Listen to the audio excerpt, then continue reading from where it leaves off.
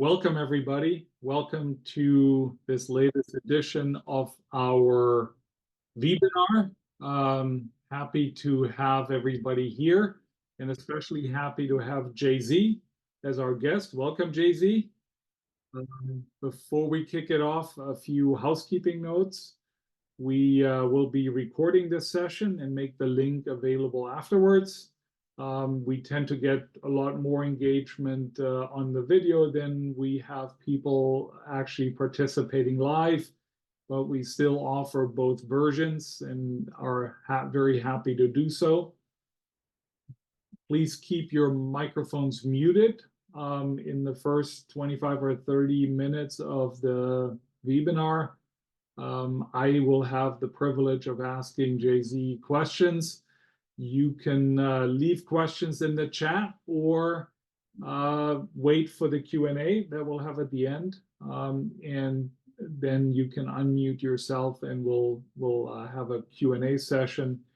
In total, we'll aim at being done after about 45 minutes. We don't want to overextend our welcome onto your screen and into your office.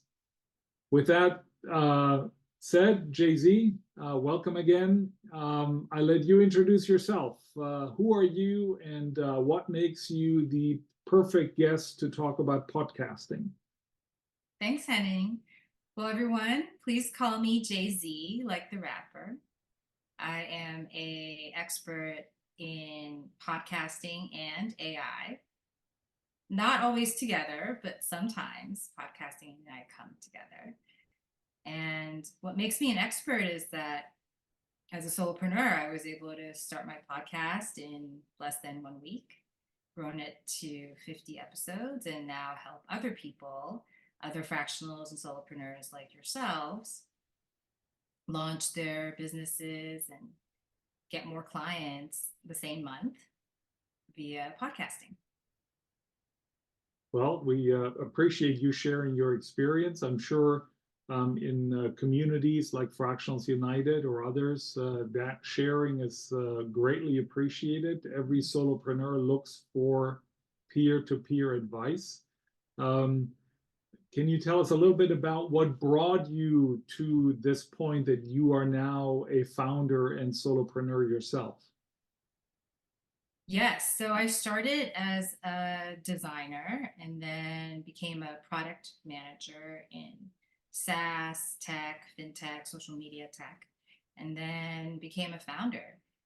I think it's the moment when no code and AI became accessible, even with free trials, that I last year made the jump into working for myself. Yeah. And tell us a little bit about what it is that you're selling. What's your service, your solopreneur service, so we can put that into context with why you're using podcasts. Sure. So in addition to podcasts, I sell AI. I can help you train and build a model. I can help you use other existing AI products. I can help you answer the question, should I even use AI? That pesky question, like, what are you doing with AI? And so the way that AI comes together with podcasting is that most people don't know who they're selling their AI to, like who their ideal customer profile is or who their target persona is. So what I love to do is take a step back and do user research with who you think you're selling to, ask them what their problems are, ask them, how they want to be talked to, what the marketing language is, and then create a slide deck of patterns between your ICPs and then prioritization of who you should be going after. And then we'll do the AI, we'll build the AI to sell to them after, and we'll build the marketing to sell the AI to them after. But it's really understanding who you're helping that I thrive in. Yeah.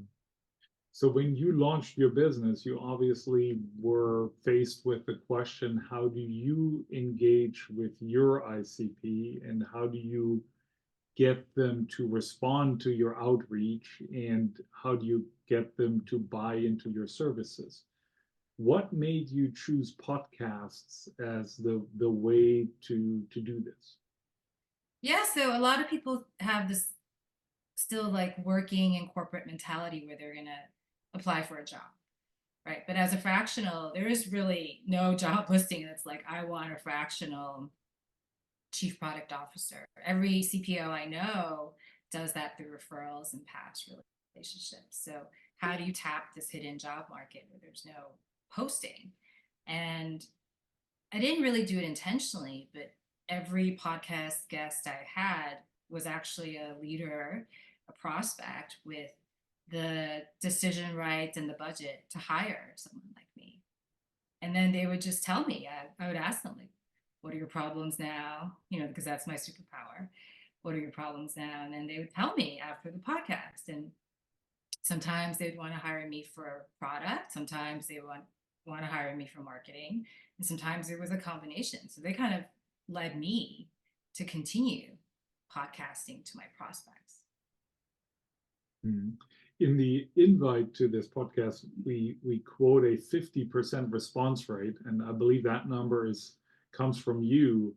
Um, and I'd love to hear how that 50% is calculated. Is that literally people invited to your podcast versus attending, or attending versus then having a follow-up one-on-one with you? What does that rate 50% represent? Attending. Okay. So think about all the people you're trying to get onto calls to find out their problems, tap that, hidden job that they haven't even created a listing or a posting for. A lot of people will say, no, like I don't want to talk to you now. I don't know what you do. I have other priorities. But when you give them the gift of fame, and my students actually have an 80% attendance rate on their podcast, much higher, right, than me. And I love that. So they're getting weekly calls with clients, prospects, and leads on their podcast. And then they're filling their calendar the rest of the week with prospecting calls to get on the podcast. And so, long story short, it's the gift of fame. So, if you're going to ask for advice or ask for a call with someone, what did they get out of it? They just lose 30 minutes of their time. But if you ask for advice from an investor or an influencer and you record it, they don't have to answer that question again. It just plays over and over and over again. And then you make them extra famous. So you actually save them the time and you give them the additional fame. That's why people have this high response rate and they always say yes. Yeah. Now you blatantly disclosed why I'm on your podcast next week for that fame aspect. Well, Henning, you are an AI sales leader, so I know you're already famous, but I love making people famous, and you're making me famous on your podcast, so it's a perfect win-win. It is a perfect win-win. Now, did you also try other channels, other ways to market at the beginning, just for comparison purposes? Yeah, so there are a lot of people who are shy. They don't want to show their face on a live video podcast, which is what I usually do. And so for those people, I would say maybe just do an audio podcast. You don't show your face, right? And then there are other people who are like, I'm terrified of live. Like, I don't like, especially my AI friends in data science, they're like, I don't like being put on the spot and being asked a question that I have to answer immediately. So they just write articles. And so whatever medium works for you, I would say keep it short. Like if you write a book, publish 1 page a day for 365 days, right? That's your content calendar.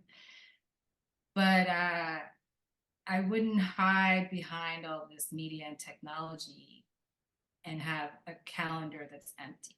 Like whatever gets you people booking your calendar, having a conversation with you, is the medium that you need to choose because this business is all about referrals and building trust through relationships. And I can relate to that. I had great reservations about starting a webinar series. or getting recording videos of myself when I started this business here 5 years ago. And I felt most comfortable writing, and so I started a blog immediately. So when you talk one-on-one with people who are listening to you and who are saying, "Oh, I'd love to explore that," what's the number one hurdle you have to overcome? Is it the discomfort of being in front of the camera and being recorded, or what else is it? What's the biggest hurdle that people have in your observation? It's funny because it's about the fame. So they think of it as them being famous with 1 million followers. And I pivoted to making their guests famous. Mm. So my podcast service is called GiveTake, giving the gift of fame, and then getting 5 minutes to talk about problems and pitch your fractional skills. So the number one hurdle is that people think that they have to be one to many famous, like 1 to 1 million famous before they get that first client. They actually are scared of talking to prospects and leads and scared of closing that client that week. I think that's the weird hurdle. Like they want more business, but they're scared of actually going for Yeah. It, I think I've seen that before as well, even amongst people who spend 20 or 30 years in sales. It's one thing to sell a product or service from someone else, as opposed to selling yourself. And when you sell yourself, you put yourself out there with all vulnerabilities that you have, and but you have to really be firm on your strengths. And I love the word that you used earlier, your superpowers, right? So that's the biggest hurdle. That's interesting. Um, so you're using a podcast to sell your AI services and your support of AI. Let's switch topics a little bit and talk about AI for a moment, um, because that is something that everyone wants to do, and I would assume very few people know how to do. So what do you encounter when you sell your AI services to others? So right now I start with the AI brainstorm. That's my lead magnet. So I'm not selling AI. I'm just helping people understand if and should AI. Right? So the ethics is a barrier. You know, people don't want to have AI do the wrong thing, and they don't want to share their data, which they shouldn't, with like ChatGPT. And so the first thing I do is I help them understand what AI is, how to do it ethically, and then decide like, no, like I don't want to do AI this year. It's not a part of my core business. It's not gonna monetize immediately. I'm gonna do it next year after I have 10 more partnerships.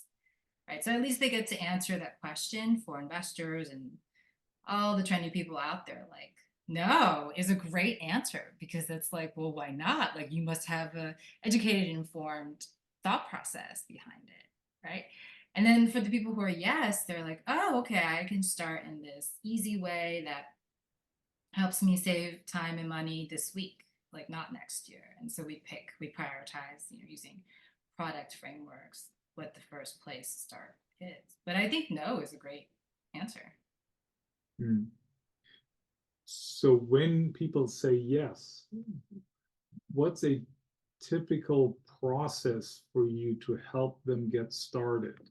What's is there a prescribed step-by-step process, or is it customized? And if it is, what are the most common steps that business owners, CEOs, founders should take in order to apply the use of AI in their business? Sure. So the AI brainstorm I run goes through 8 steps, and the the ones that are very specific to AI are one, understanding the history, like how did we get to this point of technology? Two is understanding the ethics. So how do you get a representative data set? How do you have a feedback loop so if the AI is wrong, you can stop it from killing a person, if you're in health tech or self-driving cars. And then the third is actually a list of all the AIs out there that might benefit your business. So it's like a menu. Oh, I didn't know you had this type of sales AI or this type of marketing AI. The menu really helps spark interest. And then the fourth is leadership alignment. So do we see value? Do we see value this year? Is this more important than other strategic priorities? Because usually AI bumps out something else that you had promised your investors you were going to do this year. And then the fifth part is data. So when I worked in fintech and I controlled a machine learning team's resources, a lot of VPs would come to me and they'd be like, give it to me now. I want the model now, and they're like, I want the model before some other VP gets it. So is there data is the fifth step. You need to have a lot of data to tell the model what to think. It's just a blank model. It's going to hallucinate whatever ChatGPT told it to think, unless you tell it what to think. But you need to have like not a terabyte, but you have to have enough structured and labeled data to get started to make a model. And then the sixth part will be, what are the inputs? The seventh part is what are the outputs? And then the eighth part is how do we follow up and make sure it's doing what we wanted it to do. So I go through this very structured process, and people really appreciate that because they didn't know there were these 8 steps, and it helps them align their leadership. Yeah. I think, do you find, or I would assume that you encounter quite a few people who start with the last point, the output, right? What do they want AI to do? And then forget the other 7 steps prior. Yeah, so I love generative video. That's where, I do a lot of my own making videos, and I'm starting to train a model. So for example, like, of course you want a video, you want AI to generate a video, but then that's not really the output, right? The output is I want 5x more times views on my video. And to your question, like I actually want 2x more calendars booked, and I want more sales from that video. So it's not actually generating the video. It's just that it leads me to more qualified leads and to final sales. And people really have trouble with the output because they think it's like the model or what it generates, but they don't actually tie it back to the business metric. Okay. Now, do you find that when you work with business owners through this process, that they end up engaging you? Since we're talking about a lot of individuals here are solopreneurs, right? Is that the end of it, or do they then engage you further? I would look at this structured initial part as a kind of a discovery process, but then it's all about ongoing engagement. Do you find that they continue to work with you on an ongoing basis, or do they go out and just execute the steps that you help them get to themselves? Well, both. Like I would refer AI sales leaders like you to maybe do the sales part, right? Because I want to focus on the AI marketing and the AI product management part. But then for, diving deep into, for example, AI product management, they love some of the AI wireframing tools. You could make a product every day instead of every quarter using these wireframing tools. So they really either get me to train their teams to use these wireframing tools, or I'll do it for them as like a first demo, and then I'll continue to do it for them. But I think my goal is just to train other people to do it for themselves. Like as fractional. Like we want to position ourselves as leaders, not as the executors. So I Sure. love it when Yeah. I can train the trainer. Yeah. Plus the tools are built in a way that you can that they're easy to execute, easy to use, as long as you know how to. And I guess that's the training that you provide. Absolutely. Yeah. And I also tell people how to report bugs, right? So a lot of these founders come onto my podcast. And I'm like, oh, I have some bugs. Like I don't tell them in public, but like Yeah. if your AI is not doing what you want it to do, just tell the founder, like write a bug report, like get it prioritized in their roadmap. Yeah. It's not just a one-way street. Definitely improve the product. Okay. Um, we'll flip it around and go back to the podcast since you already sort of made the segue for us here. I want to alert the audience to the fact that in 2 or 3 questions, I'll turn it over and open the floor for Q&A. So we call what we do a webinar, or because we're Vendox, we call it a ve-BINAR, just a little bit of a play of words. What's the difference between a webinar and a podcast? I think it's the same thing. So it's just what you call it, and you're streaming live to LinkedIn, right? Because I saw you create an event for that. Yeah. So the thing that you said about how hard it is to sell yourself, I think that's the difference between what uh, prospect focused podcasting is versus podcasting traditionally. So prospect focused podcasting is like talking to your prospects and leads, getting them to come to something live, RSVPing, asking questions, following up, like selling yourself to get to the point where they actually attend. Versus podcasting traditionally is like, oh, I'm going to put it out there and, maybe I'll get famous, right? You're so right. It's really hard to sell yourself because people reject me all the time, and all the successful fractionals and solopreneurs get rejected like many times a day. You have to be doing that and not take it personally and just be like, oh, you have a problem that I can't solve, or you have a different idea of what your problem is. You haven't defined it, so you can't make a decision. And so I think it's just about bringing people into the conversation, and if they say no, like finding out what their problem is. And it's okay. Like, no is not always a no. No is not like no to you personally. No is just like a door. Like, what's the problem? Yeah. Yeah. Well, it's sales 101 to say you shouldn't take any rejection personally, and you need to expect it. It's part of being in sales. How do you pick the guests for your podcast? I'm fortunate to be one of them next week, but how else do you pick your guests, and what kind of a criteria do you apply? Yeah, so my podcast is only about AI, only about generative video, and sometimes about the creator economy. So you're coming on next week to talk about AI in sales.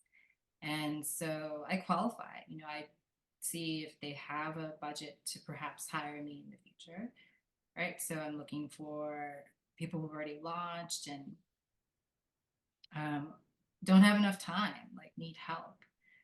And the reason that I do that is because I don't want to be like a product generalist forever. And I want to niche down, and, everyone wants to leave a legacy that's very unique.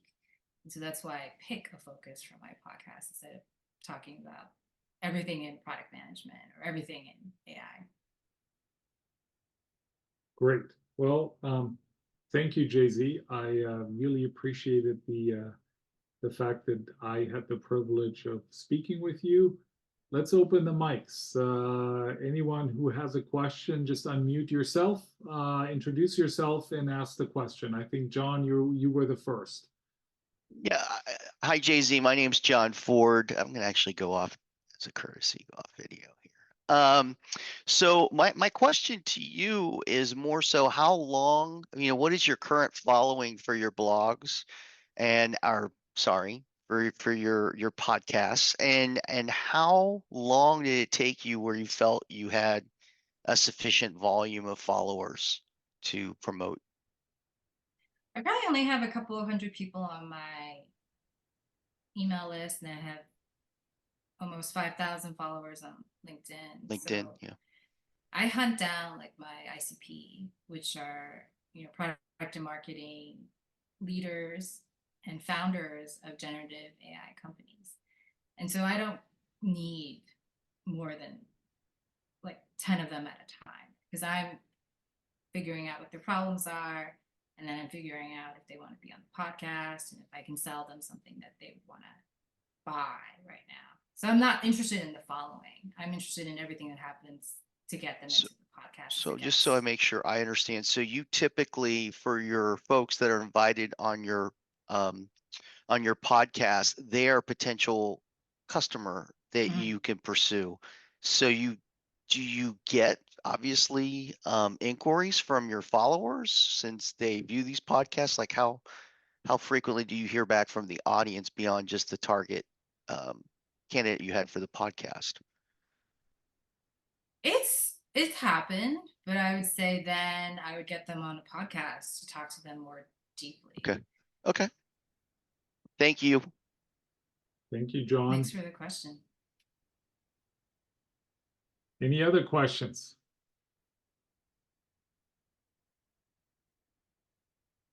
Andrew, the killer. Yes. Hi, Jay-Z. Hey, Andrew. Hi there.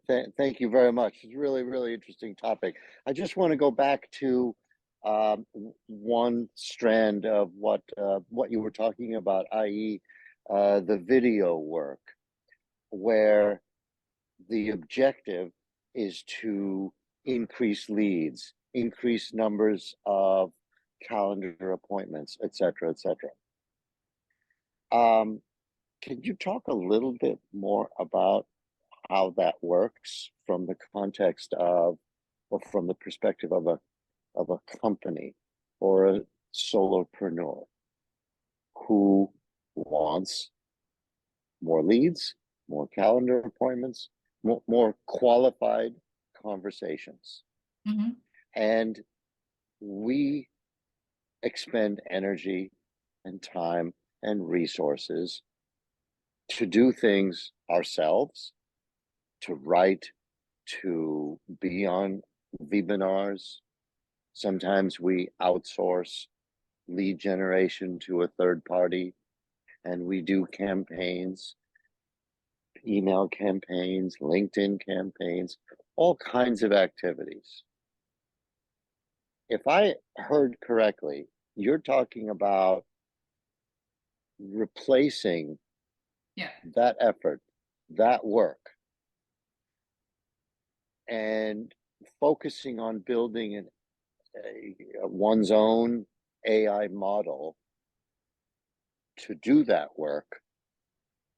And you're implying that that work could be done a whole lot more efficiently and effectively,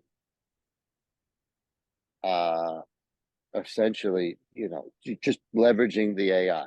So you're cutting out your own efforts, you're cutting out marketing agencies and lead gen companies, kind of these other tools and resources that one might use, and just focusing on developing and optimizing an AI model to do that for you, right? Am I hearing that right? Yes. Very cool. So could you talk a little bit more about, let's say, your favorite case study where you helped somebody do that?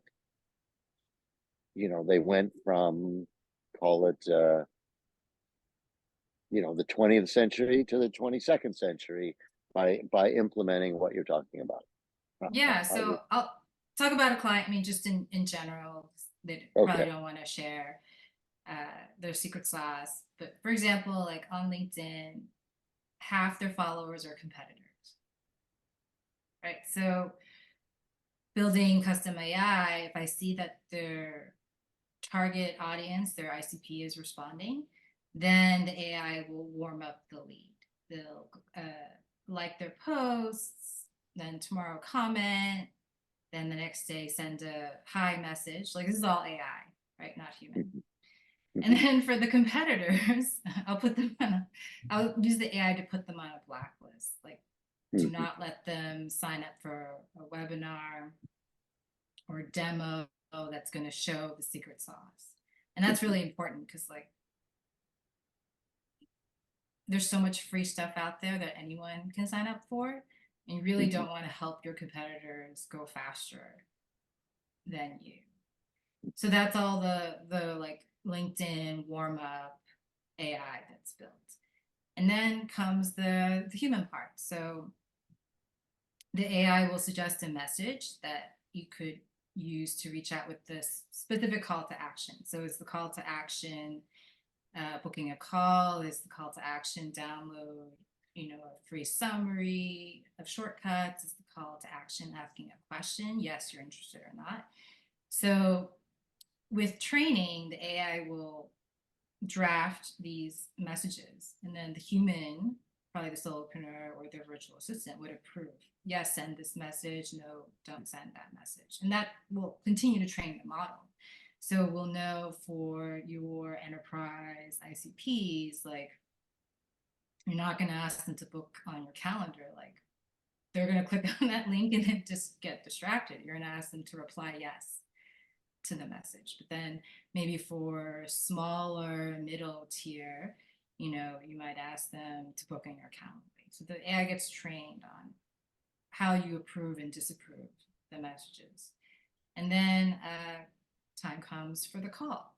So then the playbook, which, there are a lot of sales AI tools that I hook into and integrate with. Like then the playbook is like, what do I say to this people? Like which demo do I make? So then the AI asks you for approval. Like, do you want to do it this way? Do you want to do it this way with clients like this or just this one? And continue to train the model. And then you get on the call and the AI, I think a lot of you already have like note takers. So then the note taker afterwards would be like, well, you did great on this part of the conversation, but you didn't really spend like 50% of time asking them what their problems are and empathizing with, the things that they've already tried. You just tried to sell them a feature list, right? So then taking that feedback, you yourself will change the playbook for future conversations, or you could have the AI even like remind you like, hey, like you've talked, 80% of the time, like stop it, and then follow-ups, like how to get that next meeting or how to message them. I think my favorite one is like they have a timeline. They know they're going to do this in 6 months, not tomorrow. So then, backing out 3 months before the 6 months, how do you do the drip campaign? Be like, hey, to reach your Q3 target, like this is what you have to do this week. And then next week, I'm going to email you or call you about this other thing. So backing out from their timeline, I think is the favorite AI that I've built. Okay, very, very interesting. And then at this moment in time, where we are in the tech landscape, are you using one foundational tool, or you're using multiple tools depending on the application, whether it's the calendar, or the video, or the writing? It's multiple tools. So for example, like the LinkedIn API is incredibly difficult, right? Just like the Meta API is incredibly difficult. So then I use other APIs that give me access to, like, say the Meta API, but I don't have to directly hook up as a developer to the Meta API. And so then I'll use a platform to hook up all the different accesses to the main platform. So it's a custom workflow. Okay, great. Very, very interesting. Well, last question for the moment on this. What's the ballpark cost and time involved to go from 0 to 100 miles an hour? Oh, I start with the AI brainstorm at like $3.99, like $400. It's like You can invite everyone on your team, or it can just be you. So the entry point is very, very low. And then it really depends. Like if it's a core part of your business and you're making a model, it's very expensive. But a lot of investors recommend not training a model in the beginning. I think the mantra is like, no GPUs before product market fit. So if you don't know you're going to sell like 1,000 units of this, you're not supposed to train a model. That's very expensive. But then, so if we're not training a model, then maybe we're using an existing model like ChatGPT, or we're using an existing tool like all the AI sales tools that Henning uses, and we'll talk about on my podcast next week. So I'm not going to give like a cost. It's like I start out with this meeting, and then it really depends on if it's part of your core business or it's just something they're trying out. Great, Andrew. Thank you for the questions. Brian, you unmuted yourself earlier. I'll give you the floor for the final question before we close out. Thank you. Thank you for your time. It was really interesting. So you're really doing fractional consulting to help people build their AI up in the specific ways that a company needs to in order to grow their business. That's right. Okay, so you're a fractional consultant or a solo entrepreneur, just like all of us. Solopreneur. Yes. Got it. And let's say that, do you ever work with brands in particular and captivating an audience for a brand that's just launching, so that that brand has a more specific, clear idea, but also it's a lot of work to post on a daily basis for a brand and hire people, have group people or different people, and even connect with influencers. Are you working in that area or realm as well? Because it's kind of an interesting aspect that might be a good referral pathway for, people that I may know. Yeah, absolutely. So I'm actually working on some leads and clients that are perfume brands. So think like luxury, and they have people who've already posted about their perfumes. They're not influencers yet, but they're like very engaged. So I'll do user interviews to find out, is this our target market? How would we find them in the future? For example, are they mom solopreneurs who want to be famous on Instagram, or are they like, tech entrepreneur CEOs who have a huge team but want to wear like a very exotic perfume? And so I'll create these two personas, and then from those interviews, we'll actually ask them to become influencers of the brand, right? Because they're already engaged. So what does it look like for them to kind of come out as a really smart like influencer, or someone who could be a brand ambassador? Of course, I also find other social media influencers who would help out, but I think recruiting from your existing customer base is cheaper and more engaged and more truthful and more fun. And what if they don't have an existing customer base, if they're just starting out? Oh, yeah. So, doing user interviews and even podcasting, sending them the product. What do you think of this? And would you tell your friends about it? And the unboxing experience if it's a physical product, and seeing all of that either privately on a user interview or publicly on a podcast is very enlightening to the founders. So they'll be like, oh, we're not solving a problem, or someone else has this problem. We just didn't even know about them. Yeah, interesting. Okay, great. Thank you. Yeah, great question. Thank you, Brian. And above all, Jay-Z, thank you for being our guest. Thank you for sharing. How can people get in touch with you? So we tested the QR code. We tested it. So good, wonderful. Thank you for being our guest. Everybody else have a wonderful rest of your day. Bye-bye. Thank you.